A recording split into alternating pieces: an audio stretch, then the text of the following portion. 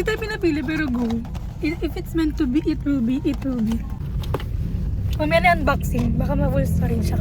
Si Jungkook ka ba? Ano? Parang abnormal. Na parang hindi siya 22 years old. First one. Ang gusto ko makuha, syempre. Jungkook. Sila na namili nito. Si Jungkook pinakuha ko sabihin. Para talaga kami sa isang kaso. Charing. Paano babuksan to nang hindi ko nasisira? Ay, meron nga! Pag drive-thru may kasamang ano. Perfect. Ah, hindi ko titignan yung code.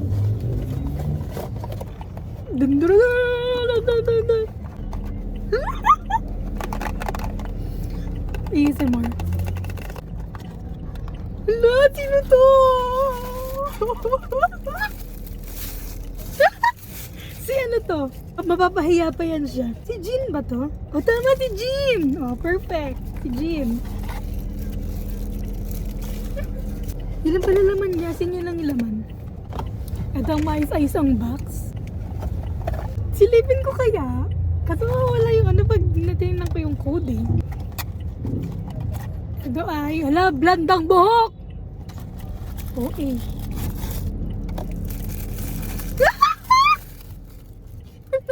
Ang OA! Si Jungkook, tingin na! Minto talaga kami! Hello! Shucks! Sabi ko na talaga eh. Meant to be talaga kami. Si ate namili niyan ha. Labas ako dyan. Destiny na yan. So wait na kasi isa magtabi kayo. Ang mag-amang laging nag-aaway. Cute nila.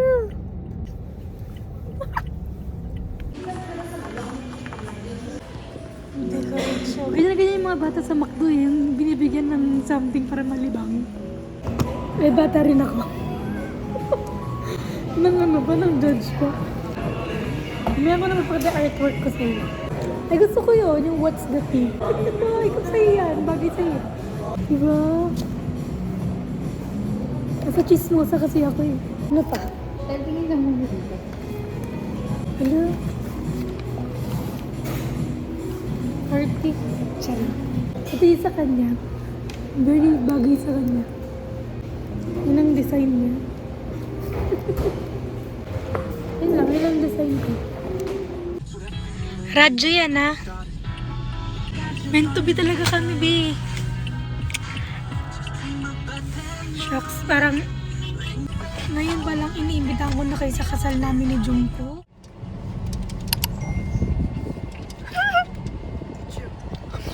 So, babalik kami kasi yung mga parcel namin iisa ng rider.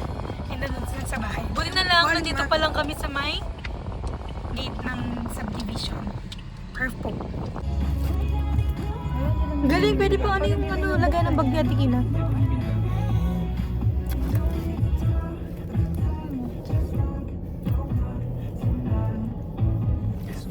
Kasi pag-stay.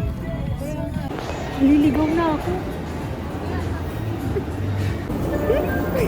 8 minutes.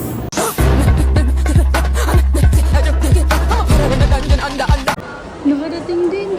First time kong late sa Sinan. Just 4 minutes. Bakit naman ganyan?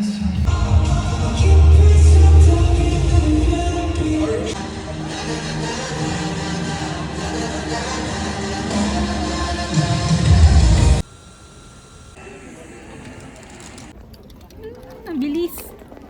Bilis mo tapos. Sabi ang mga first time kong hindi kumain sa Sinihan. First time kong medyo late. And first time kong manood mag-isa. Perfect. Free daw. Ready? Pupuntahan. Nagbigay sila ng free. As long as may mapapakita kang ticket. Nanonood ka ng kahit anong BTS. Alam ko from October 1 to 5 siya. Yan. So cute. Grabe pawis ko. Hindi na ako naging maganda sa Manila talaga. Hi! We're pagod na, but at least masaya kami. Hindi kami nakapasok. Pero, mas marami po kami. Mas marami pa kaming picture sa hagdan pala. Ano, we have TikTok. Final. Yeah. Ay, we have this one pala. We have this. Bakit kami yung bisita natin? Ang once in a blue moon. No camera. Please no camera. Pinipilit ko sila mag-McDo.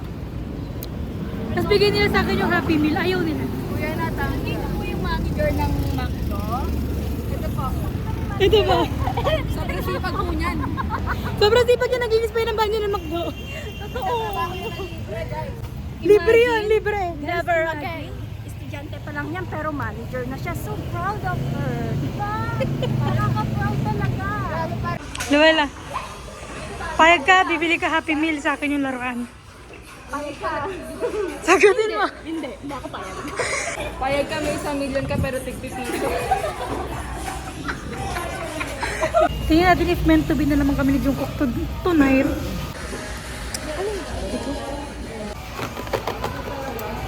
Say hi mo na sa aking phone holder. Phone holder. Si Chanel yan, si Picture Chanel. ko naman dito.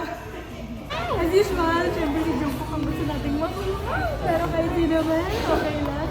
Si Jimmy. Sino? Si Jimmy. Si Jungkook? Friend kami talaga kami, pre. Si Jungkook yan? Sorry.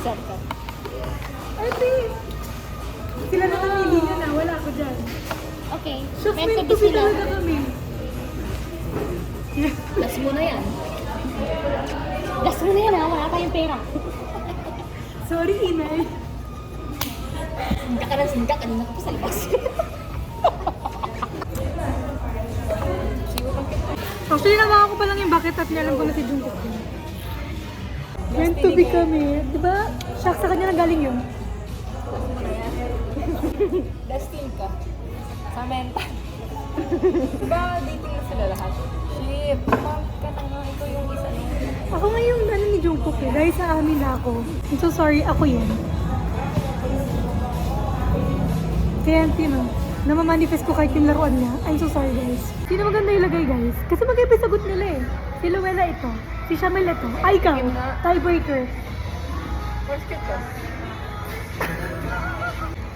Okay, tama na. Nakakaya na medyo nakakaya na sa mga tao dito. Tanggalin ko na nga yung plaster dahil